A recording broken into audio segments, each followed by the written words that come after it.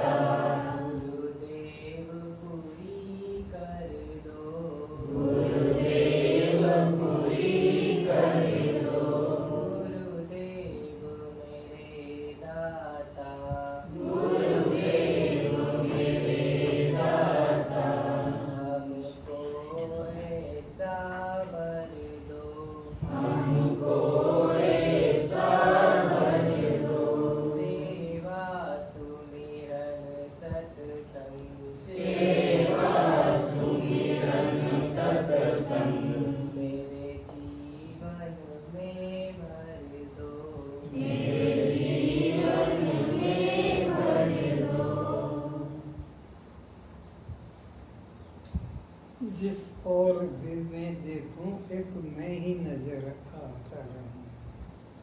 ब्रह्म का जगह मैं भी कर सकता।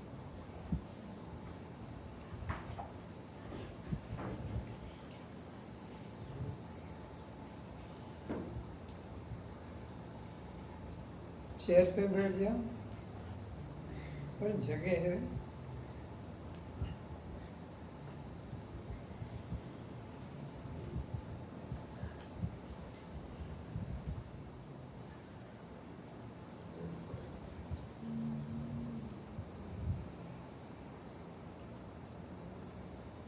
तुम्हारा भजन शुरू करो।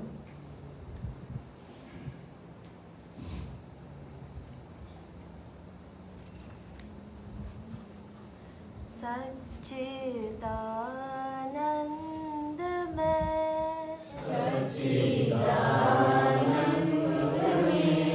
नित्य निर्द्वंद में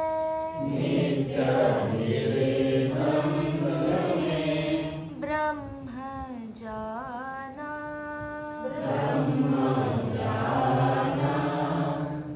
अब रहा ना कहीं आना जाना।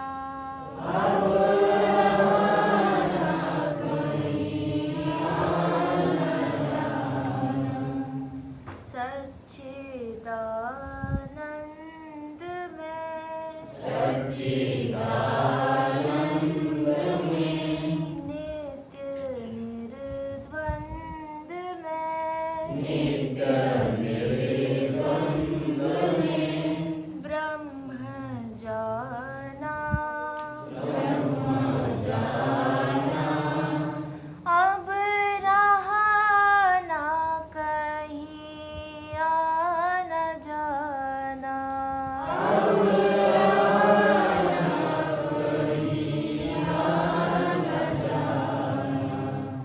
अस्ति भाति प्रिय जो अपारा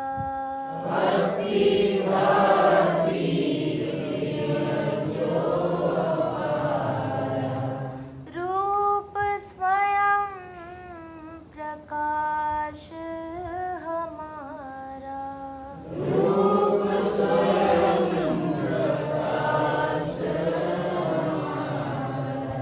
मैं निराकार हूँ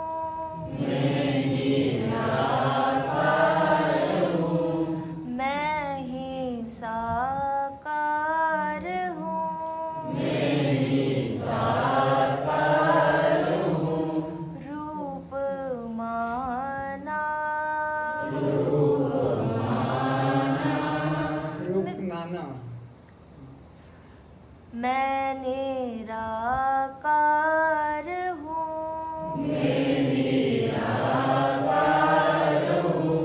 मैं ही साकार हूँ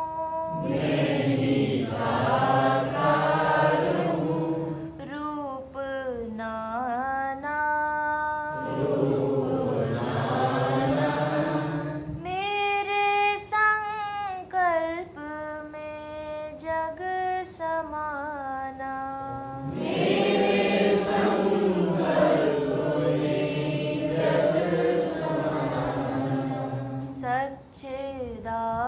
सच्चिदानंद में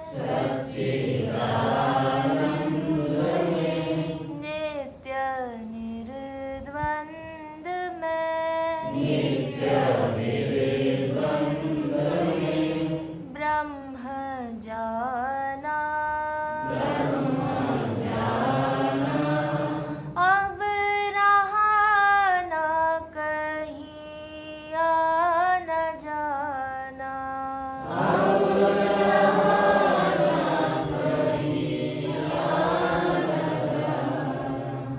मैं ही खेलता मैं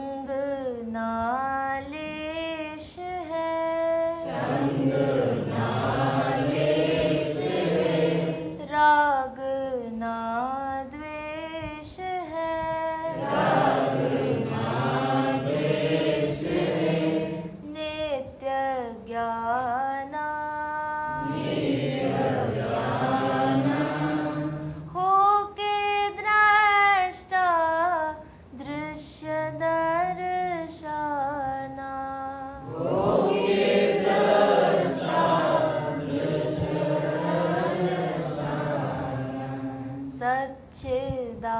सच्चिदानंद में, सच्चिदानंद में, नित्य निर्द्वंद में, नित्य निर्द्वंद में, ब्रह्म जाना, ब्रह्म जाना, अब रहा न कहीं आना जाना, अब रहा न कहीं आना जाना, ना मैं मन बुद्धि चित्त अहंकारा, नामे मन बुद्धि चित्त अहंकारा, तीन गुण पंच कोशों से न्यारा, कोशों से न्यारा, संग ना दोष है, संग ना दोष है, वृत्ति संतोष है, वृत्ति संतोष है, नित घाना, नित्य भाना, अपने आनंद में जग समाना, अपने आनंद में जग समाना, सच्चिदानंद में,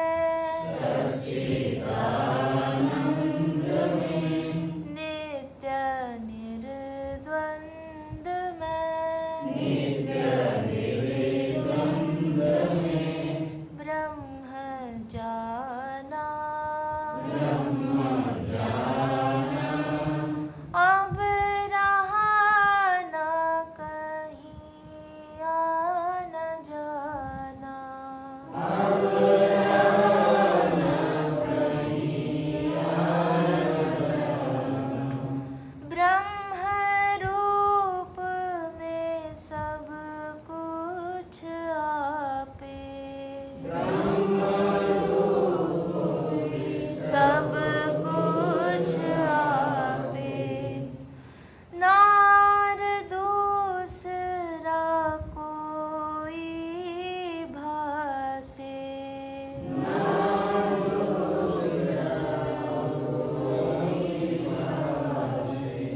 किसकी पूजा करूं, किसकी पूजा करूं, किसका ध्यान धरूं, किसका ध्यान करूं, नहीं आना, नहीं आना, मेरा सोहम रूप है पुराना, मेरा सोहम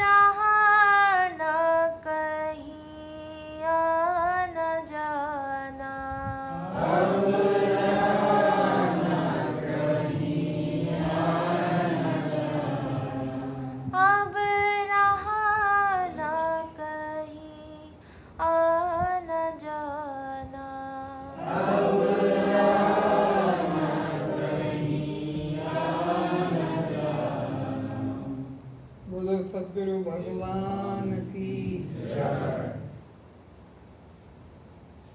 अष्टावक्र जी जनक को उपदेश करते चले आ रहे हैं। जनक जी प्रश्न करते हैं, समाधान देते आ रहे हैं। और एक ही बात पूछा कि तूने अपने को क्या समझा? वक्ता श्रोताओं से अपना प्रवचन समाप्त होने के बाद पूछता है, तूने क्या समझा, मुझे बता।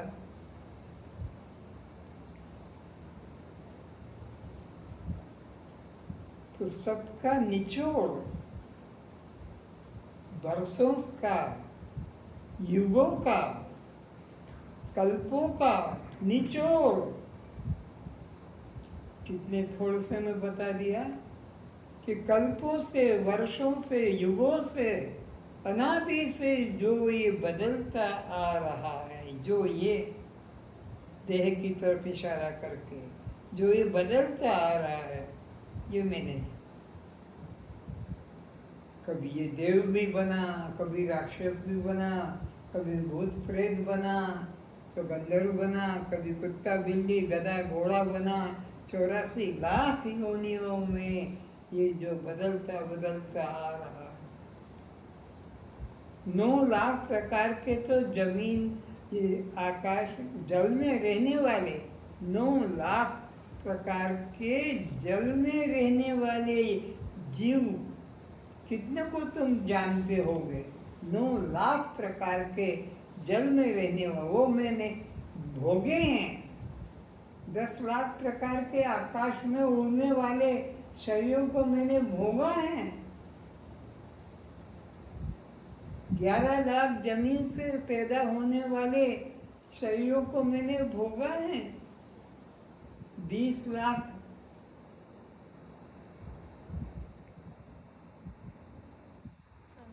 चार शाम वालों से, वृक्ष वनस्पति लता, वृक्ष लता वनस्पति।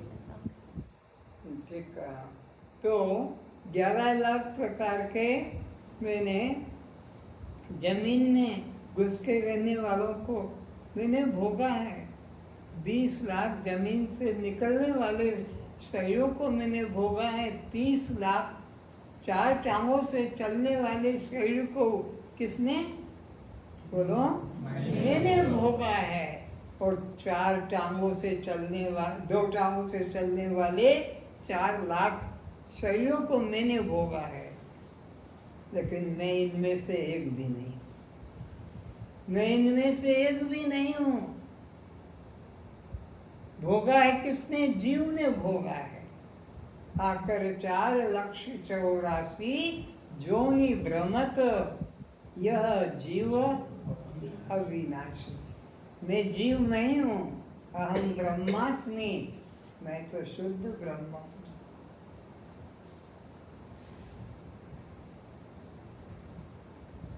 अष्टावक्र जी को बहुत प्रसन्नता हुई कि मेरा बोलना, समझाना सार्थक हो गया, धन्य हो गया। आगे क्या कहते हैं? जनक जी कहते हैं, हे गुरुदेव, जब मेरी इच्छा ही समाप्त हो गई, मेरी समस्त वासना ही गल गई है, पाने की दौड़, स्पृहा ही समाप्त हो गई है। अब मेरे जीवन में क्या क्या परिवर्तन हो गया है, इसको फिर से सुनो। पाने की इच्छा ही खत्म हो गई है, भाग दौड़ खत्म हो गई, और क्या? स्पृहा ही समाप्त हो गई कि कुछ पा जाऊं। अब मेरे मन में कोई प्रकार की कामना, वासना ही नहीं रह गई है। पूर्णता की अनुभूति आ गई है।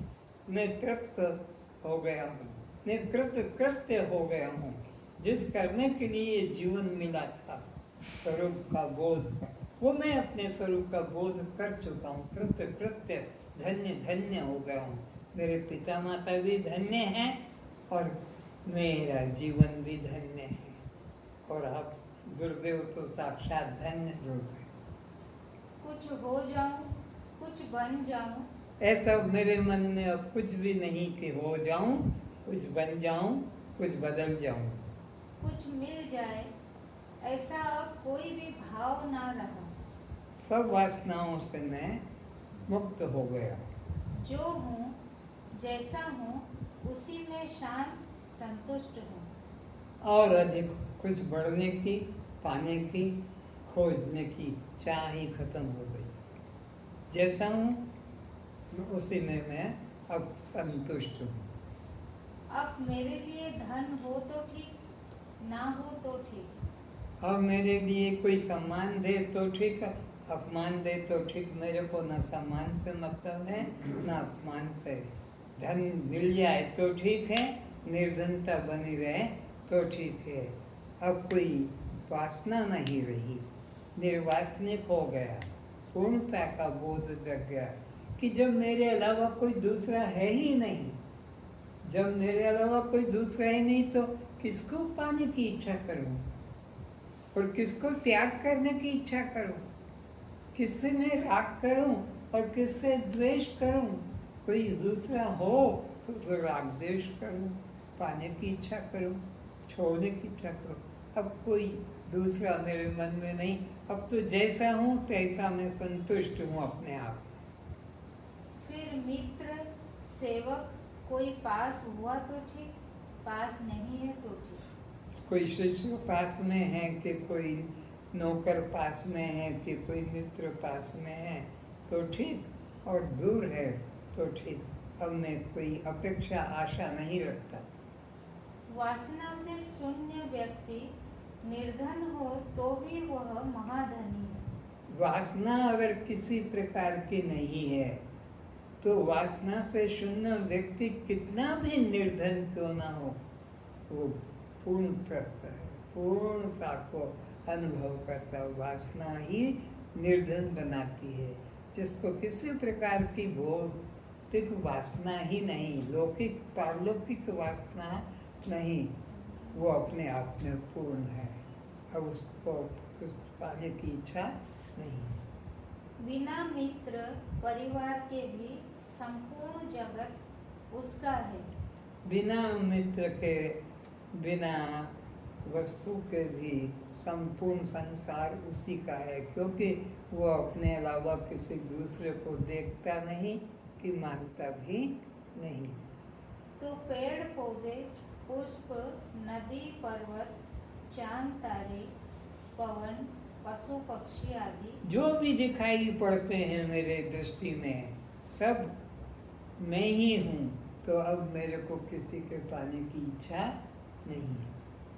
आदि उस आत्मनिष्ठ ज्ञानी के मित्र एवं परिवार है। वो सब मैं ही हूँ, मेरे अतिरिक्त वे कुछ भी नहीं। धनी व्यक्ति कितना भी बड़ा धनिक क्यों ना हो, यह व्यक्ति कितनी ही उम्र वाला क्यों ना हो, विद्या वृद्ध कितनी ही विद्या क्यों ना पढ़ा हो, चाहे सब शास्त्रों का आचार्य अथवा चारों वेदों का पंडित क्यों ना हो, परंतु यह सब सांसारिक अनित्य महत्ता है। ये जितनी भी योग्यता का वर्णन किया है महानता का, ये सब अनित्य है। फिर से पढ़ो। चाहे जितना पंडित बन जाए, चाहे जितना वो उच्च कोटि का धनी बन जाए, पदाधिकारी हो जाए, लेकिन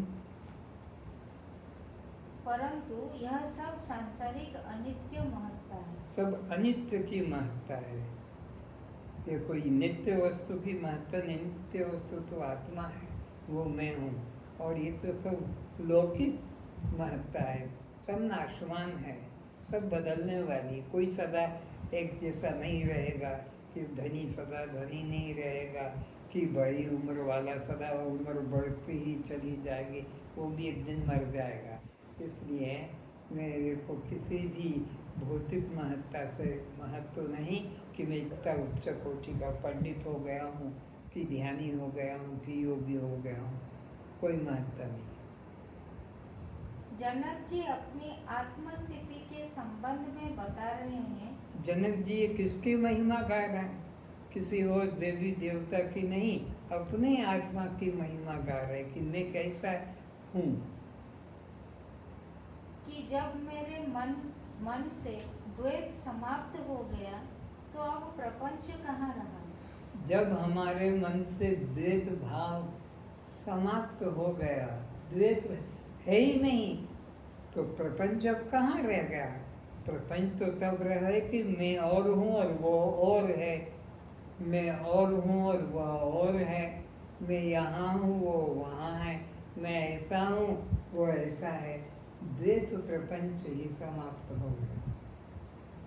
मैं इस आरोपित अध्यस्त जगत का अधिष्ठान ब्रह्म हूँ। मैं तो इस जगत जो आरोपित हो रहा है नाम रूप वाला, इसका अधिष्ठान आत्मा। अधिष्ठान पदार्थ अपने पर आरोपित अध्यस्त कल्पित पदार्थ की इच्छा कभी नहीं करता। अधिष्ठान कभी भी अपने ऊपर आरोपित पदार्थ की इच्छा नहीं करता।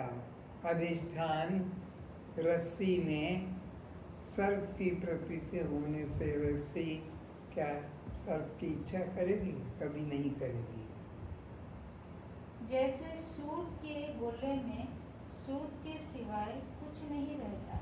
सूत का गोला बना दो, सूत का स्वेटर बना दो, शर्ट बना दो, लेकिन कपड़े के अलावा, सूत के अलावा वहाँ कोई दूसरा तत्व ही नहीं है।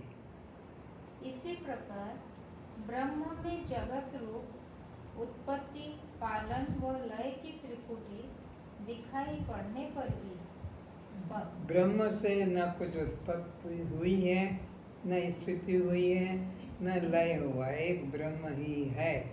ब्रह्म के अतिरिक्त कोई दूसरा यहाँ नहीं है। तो त्रित दिखने पर भी वो अद्वैत ब्रह्म ही सत्य है। त्रिपुटी दिखाई पड़ने पर भी परमात्मा में तीनों अवस्था अभिन्न होकर ही रहती है। उत्पत्ति, स्थिति और लय तीनों अवस्थाएं ब्रह्म में अभिन्न होकर ही रहती है। ब्रह्म से भिन्न उत्पत्ति नहीं, कि स्थिति नहीं, कि लय नहीं, ये तीन नहीं बल्कि एक ब्रह्म ही उत्पत्ति, स्थिति, लय रूप भास रहा है। यहाँ परमात्मा के अतिरिक्त कुछ अन्य नहीं है। नेह नानास्ति किंचन, किंचित भी अन्य नहीं है। कारण पर आधारित कल्पित आकार और नाम वाली प्रतीति के लिए अधिष्ठान को इच्छा नहीं हो सकती। फिर से नेह नानास्ति किंचन, कारण पर आधारित कल्पित आकार और नाम वाली प्रतीति के लिए अधिष्ठान को इच्छा नहीं हो सकती। मिट्टी से बने कितने भी प्रकार के नाम रूप वाले आकार हों, तो क्या उनको उन आकारों की इच्छा रहेगी? मिट्टी से तो बने ही हैं, और वो मिट्टी के बने पदार्थों की मिट्टी कभी इच्छा नहीं करती। सोने से बने पदार्थों का सोने इच्छा नहीं करता, तो ब्रह्म से बने इस जगत की ब्रह्म इच्छा नहीं करता। क्या स्वर्ण अधिष्ठान अपने पर आरोपित अलंकारों की कभी इच्छा कर सकता है? क्या मिश्री चीनी अपने पर आश्रित मिठाइयों की इच्छा कभी कर सकती है? कभी नहीं। इसी तरह ज्ञानी जानता है कि यहाँ मेरे अतिरिक्त अन्य कुछ भी सत्य पदार्थ नहीं है। ज्ञानी का पूर्ण दृढ़ विश्वास निष्ठा होती है, उसे कोई विचलित नहीं कर सकता कि यहाँ एक मेरे अतिरिक्त अन्य कुछ भी अन्य नहीं है। जगत जो कुछ भी दिखाई पड़ता है उसके प्रति मेरी स्पृहा इच्छा अब शांत हो गई है। पहले ये जगत सुंदर सुहाना लगता था। ये मेरे को मिल जाए, इतना और मिल जाए, वो मुझे मिल जाए। अब जगत मुझसे भिन्न कुछ भी प्रतीत होता नहीं, इसलिए उसको पाने की कोई अभिलाषा, इच्छा भी नहीं। क्योंकि यहाँ जो कुछ भी प्रतीत हो रहा है वो मुझसे भिन्न नहीं है। भिन्न होगा तब तो इच्छा करूँगा, लेकिन मुझसे कुछ भिन्न, सपने में जो भी कुछ भी है वो बताओ, वह तुमसे भिन्न है क्या? नींद टूटेगी तो तुम ही अकेले रहोगे। स्वप्न में जो तुमने महल देखा, राजा अपने को देखा, कि क्या क्या तुमने कल्पना कर ली, लेकिन वो तुमसे भिन्न नहीं। जनक जी कह रहे हैं कि अब मेरे लिए कुछ साध्य पदार्थ नहीं है। अब जनक जी की पूर्णता वो अपने आप में बता रहे हैं कि अब कोई ऐसी साध्य वस्तु नहीं जिसका पाने का मैं साधन करूं। अब कोई ऐसी साध्य वस्तु मुझसे भिन्न प्रतीत नहीं होती है जिसको मैं पाने की इच्छा करूं या साधन करूं। मैं साधन से भी मुक्त हो गया, कृत्य कृत्य धन्य धन्य हो गया। जिसका साध्य बाहर होता है उस साधक को साधन करने की जरूरत रहती है। जिसका साध्य वस्तु जैसे स्वर्ग है कि वैकुंठ है कि ये तुम्हारा हरिद्वार ऋषिकेश कुछ अलग है, वो वहाँ जाने की इच्छा करेगा, पाने की इच्छा करेगा। पर मेरे से कोई अलग साध्य पदार्थ ही नहीं रहा, इसलिए कुछ पाने की इच्छा भी मेरे मन में नहीं होती है। मैं स्वभाव से सिद्धावस्था में ही स्थित बैठा हूँ। पूर्णता में आ गया हूँ, सिद्ध अवस्था में आ गया हूँ। अब मेरे अतिरिक्त अन्य कुछ नहीं जिसे पाने की इच्छा करूँ। मकान में प्रवेश होने के बाद फिर चलना कहाँ? रोग मिट गया फिर औषधि कहाँ? जब मकान तक नहीं पहुँचा था तो मकान तक जाने के लिए मेरे को चलना पड़ता था। जब मकान में मैंने कदम रख दिया, अब मेरे को चलने की, यात्रा करने की जरूरत नहीं है, क्योंकि मैंने पूर्णता का बोध। ये दूसरा एग्जाम्पल क्या दिया? रोग मिट गया। रोग मिट गया तो रोगी को अब दवा खाने की जरूरत नहीं है। दवा तो तभी तक खाना पड़ता है जब रोग अभी घटा नहीं है। रोग खत्म हो गया, दवा से संबंध खत्म हो गया। भ्रांति मिट गई फिर भय कहाँ? नदी पार हो गए, अब नौका का प्रयोजन क्या? शंकराचार्य जी कहते हैं, ज्ञाते तत्व कह संसारः। जब तुमने आत्मा को, अखंडता को अनुभव कर लिया कि अखंड आत्मा में हूँ, अब संसार कहाँ है? अपने को पहचान लिया कि मैं अखंड आत्मा हूँ, मेरे अलावा किंचित भी अन्य नहीं है, तो अब संसार कहाँ है जिसको हटाने की चेष्टा करूँ या जिससे मैं दूर भागूँ? देव अमृत से जो तृप्त हुआ उसे मृत्यु लोक के दुग्ध पाने का क्या प्रयोजन? कल्पना की है, देव अमृत जिसको मिल गया उसको फिर संसारी रस की क्या आवश्यकता है? जो देव अमृत को पान करके तृप्त हो गया उसको संसारी वस्तु सुख की इच्छा नहीं होगी। इसी प्रकार जो आत्मज्ञान द्वारा अपने अखंड ब्रह्म स्वरूप को जान चुका है, आत्मज्ञान के द्वारा किसको जानता है जीव? अपने अखंड आत्म स्वरूप को जानता है। अब उसे वेदोक्त कर्म उपासना से क्या प्रयोजन? अब योग करना है, समाधि करना है, ध्यान करना है, व्रत उपवास करना, ये सब झंझट में अब फंसने की जरूरत नहीं। ये तो तभी तक था जब तक अपने अखंडता का, पूर्णता का बोध नहीं जगा था। अर्थात ज्ञानामृत द्वारा तृप्त योगी के लिए कुछ भी अप्राप्त नहीं है। ज्ञान अमृत से जो तृप्त हो गया और उसके लिए कुछ भी अप्राप्त नहीं रहा, वो कृत्य हो गया। एवं न उसके लिए कोई कर्तव्य है, तस्य कार्यम न विद्यते। ये किसके लिए आदेश करता है वेद गीता? जिसने अपने अखंड आत्मस्वरूप का अनुभव कर लिया है, अब उसके लिए कुछ साधन करने की जरूरत नहीं है, वो पूर्णता को पा चुका है।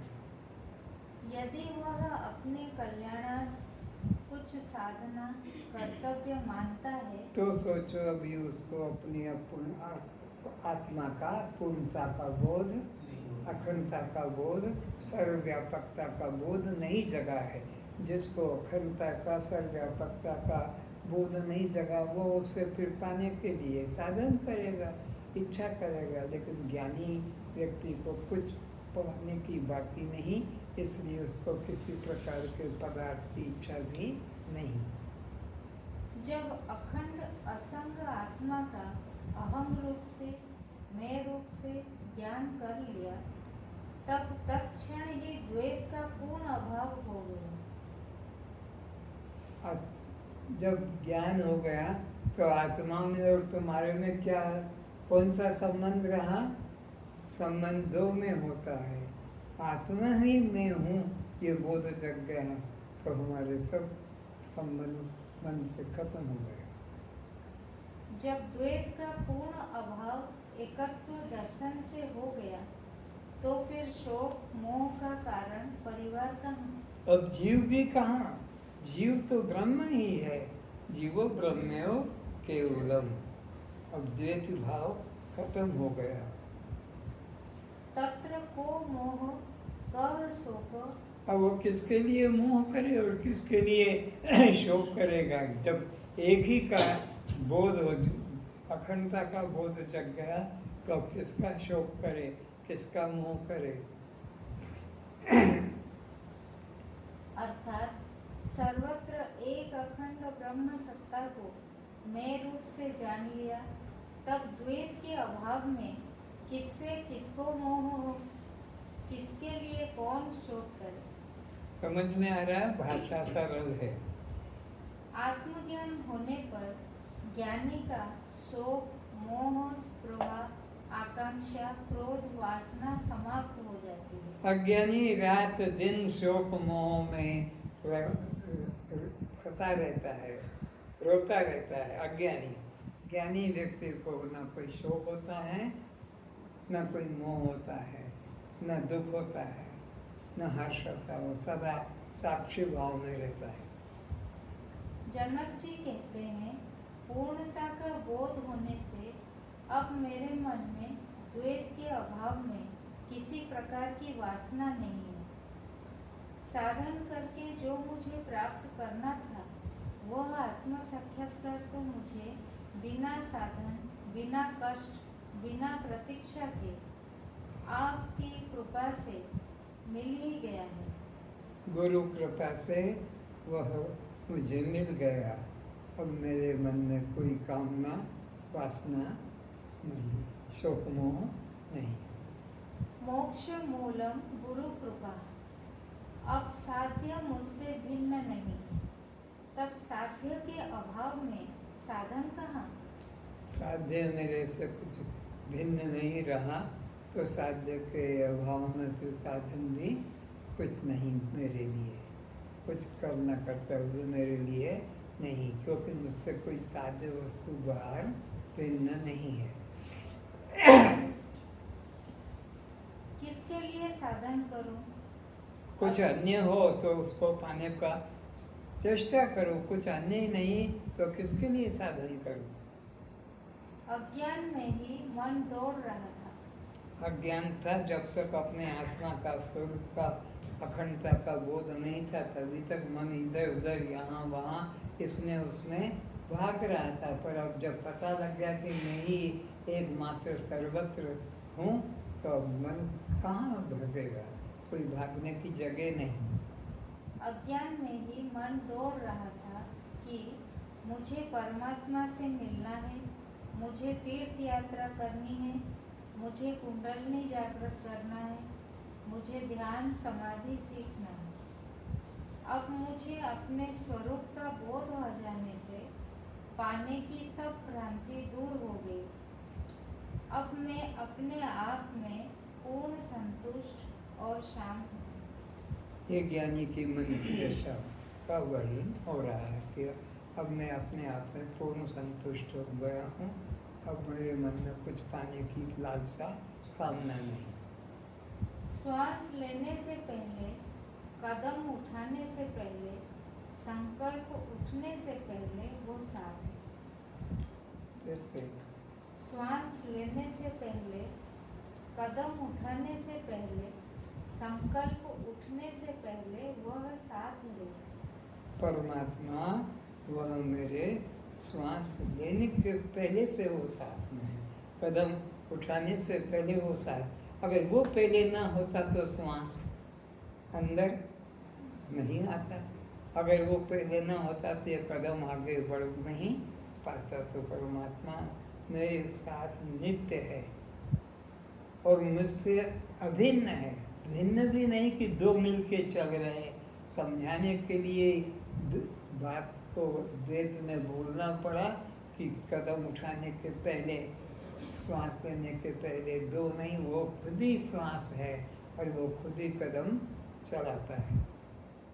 जिसे मैं साधन द्वारा जन्मों जन्मों से प्राप्त करना चाहता था, जिसको अन्य समझ के, भिन्न समझ के, साधन के द्वारा जिसको मैं पाना चाहता था, हे गुरुदेव आपकी कृपा से अब वो मैंने जाना कि वो मैं स्वयं ही हूँ, मुझसे वो अन्य भिन्न नहीं। वह स्वयं मैं हूँ जिसे अज्ञानता बस बाहर खोज रहा था। आ गया समझ में? सब दौड़ खत्म। जब परमात्मा को कहीं खोजने जाने की जरूरत नहीं, तब उसके पाने के लिए कोई साधन करने की जरूरत भी नहीं। जब मुझ में ही वो छिपा है, सन्निविष्ट है, तो उसे खोजने के लिए कहीं जाने की एवं किसी प्रकार के साधन करने की कोई जरूरत नहीं रहती है। सर्वस्य चाहम हृदय सन्निविष्टो। साधन से नहीं सिद्ध आत्मा, स्वयं सिद्ध है आप रे। अरे आप तो स्वयं सिद्ध हैं, तुम्हें साधन करने की जरूरत नहीं। साधन तो वो करे ना जो स्वयं सिद्ध ना हो। मैं सबकी आत्मा हूँ। कामना समाप्त हो जाने से धन, शत्रु, मित्र, परिवार, विज्ञान, शास्त्र, स्पृहा कुछ भी शेष नहीं रहते हैं। जीव को धन की, व्यक्ति की, वस्तु की मांग क्यों रहती है? जीव अपने को अपूर्ण मानता है, ब्रह्म से भिन्न मानता है, इसलिए जीव के अंदर नाना प्रकार की कामना वासना होती है। लेकिन जब जीव को पता लग गया कि जीव ब्रह्म ही है, ब्रह्म से भिन्न जीव नहीं, तो फिर काहे के लिए कामना वासना होगी? इसलिए कि जीव ने अपने भीतर पूर्णता का अनुभव नहीं किया है, इसलिए उस खालीपन को बाहर के अनित्य पदार्थों द्वारा भरना चाहते हैं। असुरक्षा की, अपूर्णता की भावना ही धन, रक्षक, छुरी, तलवार, पिस्तौल आदि की जरूरत पड़ती है। सुरक्षा धन से नहीं, धन मौत से नहीं बचा सकेगा। ज्ञान ही एकमात्र वो साधन है जिसके द्वारा यह जीव संपूर्ण शोक के सागर से पार हो जाता है, मुक्त हो सकता, पार हो सकता है। तरति शोकम आत्मविद। जीव को जब ज्ञान से अपनी अखंडता का, अपनी अजर अमर आत्म स्वरूप का बोध होगा, तब मृत्यु का भय छूट जाएगा। अजो नित्य मृत्यु कब तक है? जब तक अपने अमर आत्मा का बोध नहीं जगा। जब पता लगा कि वो मैं आत्मा हूँ जिसको शस्त्र काट नहीं सकते। मृत्यु का तरीका क्या क्या है? या तो अग्नि है, या शस्त्र है, या पानी है या पवन है, तो मेरे को तो शस्त्र काट नहीं सकते, तो मृत्यु कैसे आएगी? मेरे को जो है अग्नि जला नहीं सकती, तो मृत्यु कैसे आएगी? मेरे को पवन सुखा नहीं सकता, तो मेरे को मृत्यु कैसे आएगी? और पानी मुझे डुबो नहीं सकता, तो मृत्यु कैसे आएगी? तो मृत्यु दिलाने वाले जो 4 मुख्य साधन थे मेरे आत्मा को छूटे नहीं, इसलिए मुझे मृत्यु कभी आ नहीं सकती। मैं अमर आत्मा हूँ। अजो नित्यः शाश्वत अयं पुराणः न हन्यते हन्यमाने शरीरे। यह आत्मा ना तो किसी काल में जन्मता है, ना मरता है, ना किसी के द्वारा मारा ही जा सकेगा, क्योंकि यह अजन्मा नित्य सनातन है। जो ज्ञानी मुझ आत्मा में ही तृप्त, आत्मा में ही संतुष्ट होते हैं और आत्मा में ही निरंतर रमण करने वाले हैं, उनके लिए किसी प्रकार का कर्म, उपासना, योग, ध्यान, समाधि आदि साधन करना कर्तव्य रूप नहीं है। फिर से सावधान होकर सुनो। जो ज्ञानी मुझ आत्मा में ही तृप्त, आत्मा में ही संतुष्ट होते हैं और आत्मा में ही निरंतर रमण करने वाले हैं, उनके लिए किसी प्रकार का कर्म, उपासना, योग, ध्यान, समाधि आदि साधन करना कर्तव्य रूप नहीं है। कर्म उपासना वे करे जिनके मल दोष, विक्षेप दोष हैं, वे लोग कर्म उपासना करेंगे, लेकिन ज्ञानी को कर्म उपासना करने की आवश्यकता नहीं, क्योंकि उसके अंतःकरण में मल दोष और विक्षेप दोष नहीं है। यदि कर्तव्य मानता है तो फिर उसे अज्ञानी ही जानना चाहिए। जो भी नाम रूप विकल्प किया जाता है, उसका कोई ना कोई आधार, अधिष्ठान, कारण तो अवश्य होगा, तभी तो वह विकल्प उस अधिष्ठान के सहारे टिक सकेगा। यदि स्वर्ण न हो तो अलंकारों का विकल्प कहाँ ठहरेगा?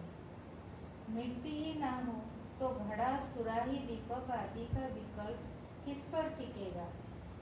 यदि लोह ना हो तो मशीनों का विकल्प कहीं ठहरेगा? अगर मिट्टी ना हो तो घड़ा, सुराही, दीपक किसको कहाँ पर ठहर पाएंगे? अगर सोना ना हो तो चूड़ी, चेन, अंगूठी ये कहाँ ठहर पाएंगे? अगर कपड़ा ना हो तो पैंट शर्ट कहाँ ठहर पाएंगे?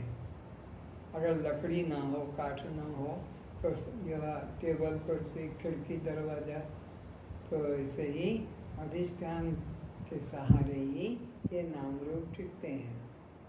इसी प्रकार मैं आत्मा अधिष्ठान ना हो, अगर मैं खुद आत्मा अधिष्ठान ही न रहूं तो ये नाम रूप दृश्य जगत किसके सहारे टिकेगा? तो संसार, देह, प्राण, इंद्रिय, मन, बुद्धि, चित्त, अहंकार आदि का विकल्प कहाँ ठहर सकेगा? जब विकल्प को ढूंढने चला तो हाथ में अधिष्ठान स्वर्ण, मिट्टी, लोह, सूत एवं पंचभूत ही मिले। तो घड़ा नहीं है, सुराही नहीं है, मिट्टी है, फिर चूड़ी नहीं, चेन नहीं, अंगूठी नहीं, सोना ही है, फिर तो नाम रूप जगत नहीं है, ब्रह्म ही है। नाम रूप आकार पदार्थ नहीं मिले।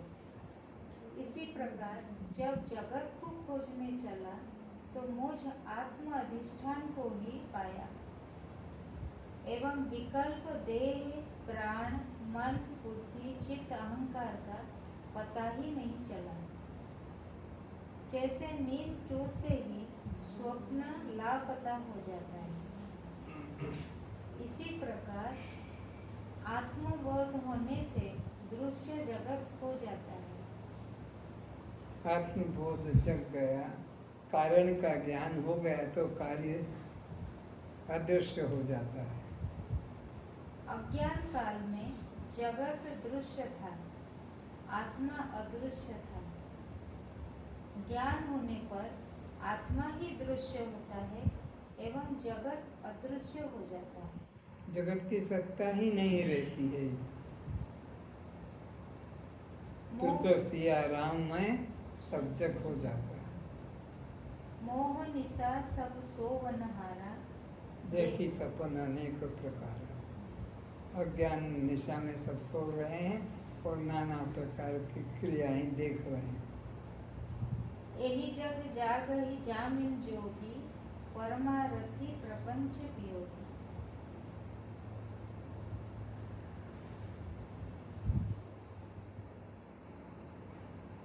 साक्षी पुरुष को जिसने मैं रूप जान लिया, उसने परमात्मा को जान लिया। मुक्ति की चिंता से मुक्ति मिल गई, आशा अपेक्षा आकांक्षा से मुक्ति मिल गई। साक्षी पुरुष को जानने से पता चला कि बंध भी भ्रांति है, मुक्ति भी भ्रांति है। सदा में समत्वम, ना बंध ना मुक्ति, चिदानंद रूप शिवोहम। आत्मा में न बंधन है न आत्मा में मुक्ति है। सदा में समभाव में साक्षी भाव में बना रहता है।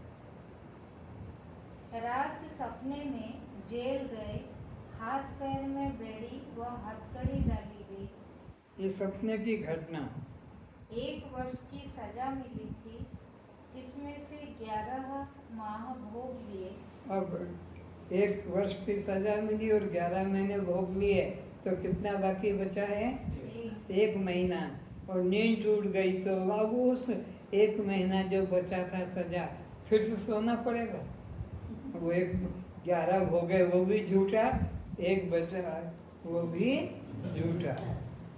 हथकड़ी बेड़ी की चाबी जेल सुपरिटेंडेंट के पास है, कैसे लाओगे? कैसे खुलेगी बेड़िया?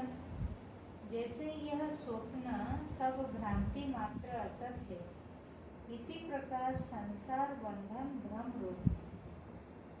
जब बंधन ही सत्य नहीं तो मुक्ति भी भ्रांति है। मोक्ष कैसे हो, मोक्ष किसे मिले, ये समस्या ही समाप्त हो गई। सब स्वप्न की माया है।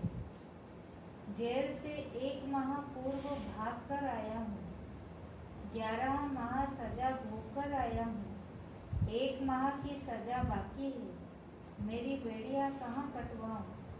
यह सब भ्रमात्मक प्रश्न ही समाप्त हो गया। चिंता ही समाप्त हो गई नींद की टूटने से। जनक कहते हैं, साक्षी परमात्मा का विशेषण है, सर्वधि साक्षी भूतम। साक्षी चेता केवलो निर्गुणश्च। परमात्मा सब जीवों के बुद्धि का साक्षी है। तुम परमात्मा पाने की अपने मुक्ति की चिंता छोड़ दो। परमात्मा नित्य तुम्हारा स्वरूप है, तुमसे वो भिन्न नहीं जिसको तुम साधन से प्राप्त करो। अब सब आशा व चिंता वर्तमान से तोड़ती है एवं भविष्य में जोड़ती है। वर्तमान के सुख से वंचित कर रखती है एवं भविष्य के काल्पनिक सुख की आशा के पास में बांध देती है। अज्ञानी व्यक्ति अज्ञान से बंधा है, इसलिए वो भविष्य की आशा में जुड़ा रहता है और नित्य प्राप्त अपने सुख से वंचित रहता है। नित्य प्राप्त अपना स्वभाव है, रोज गहरी नींद से पता लगता है, क्योंकि गहरी नींद में तुम्हारे पास में न पति है, न पत्नी है, न पुत्र है, न मकान है, न नौकरी है, न ऑफिस है, न घर है, कुछ भी नहीं है इस गहरी नींद में। और कहते हो रात में सुख से सोया और कुछ पता न चला। तो ये सुख किसका था? वो आत्मा का स्वरूप का सुख था। पदार्थ का सुख होता तो गहरी नींद में किसी को सुख नहीं मिलता, सब रोते, सब दुखी होते गहरी नींद में, क्योंकि वहाँ पर कोई भी सामान ही नहीं है। लेकिन गहरी नींद से उठकर एक ही अनुभव आता है कि रात में सुख से सोया और मुझे कुछ दुख का पता न चला, कोई दूसरे का पता भाव अभाव कुछ पता न चला। तो मैं आनंद स्वरूप आत्मा हूँ। ये रोज गहरी नींद से शिक्षा मिलती है, बिना वस्तु के, बिना व्यक्ति के, बिना किसी वस्तु के और बिना व्यक्ति के तुम आनंद स्वरूप आत्मा हो। परमात्मा शांति मुक्ति तुम्हें स्वयं खोज लेगी। तुम चुप बैठो जैसे हो, देखो जो हो रहा है, साक्षी हो जाओ।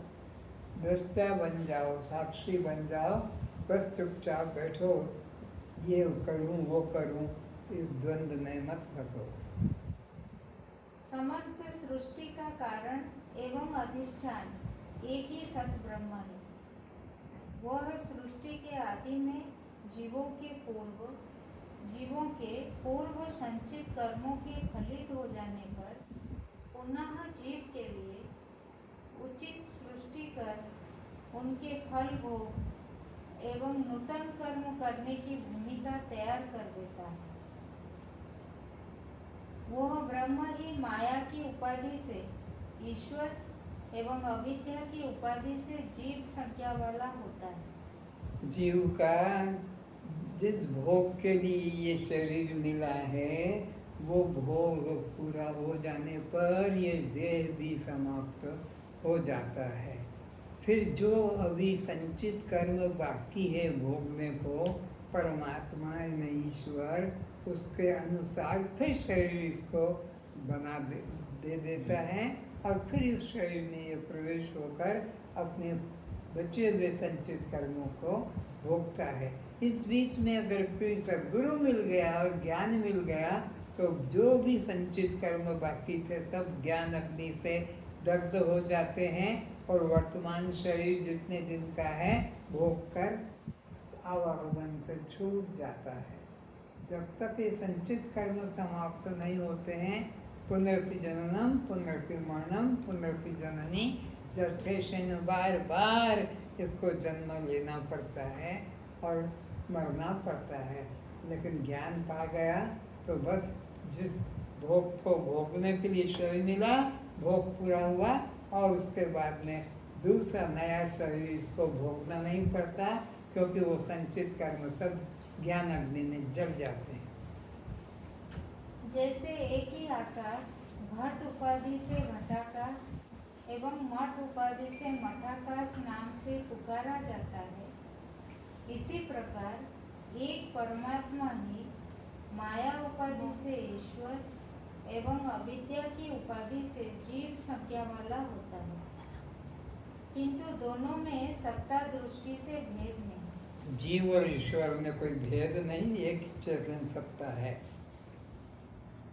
जैसे वृक्ष व जंगल, पौधा व बगीचा, घर व ग्राम, श्वास व पवन, व्यक्ति और संसार, पंचभूत व शरीर एक ही तत्व है, किंतु व्यष्टि समष्टि उपाधि भेद से दो तरह से कहे जाते हैं। जैसे एक को पौधा और पौधों के समूह को बगीचा, जंगल कह देते हैं, तो जंगल और पौधा कोई अलग चीज नहीं है।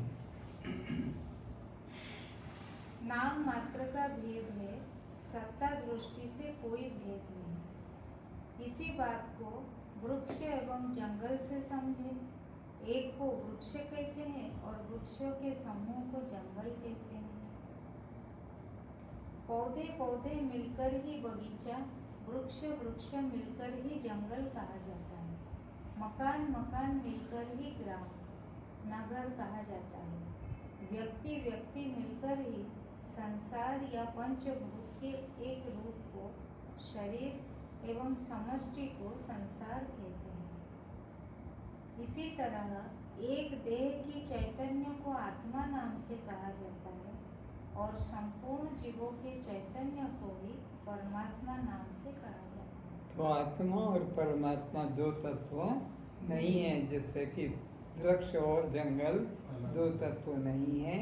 एक को वृक्ष कहते हैं, समूह को जंगल कह देते हैं। तो ऐसे ही एक शरीर के आत्मा को, एक शरीर के चेतन को आत्मा कहते हैं, समष्टि संसार के चेतन को ही परमात्मा कहते हैं। आज बस इतना ही। ओम पूर्णमदः पूर्णमिदं पूर्णात् पूर्णमुदच्यते पूर्णस्य पूर्णमादाय पूर्णमेवावशिष्यते। ओम शांति शांति शांति।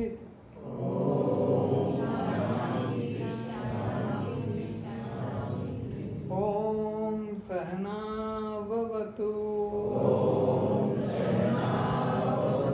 सहनो भुनक्तु सह वीर्यं कर्वावहै तेजस्विनावधीतमस्तु मा विद्विषावहै। ओम शांति शांति शांति।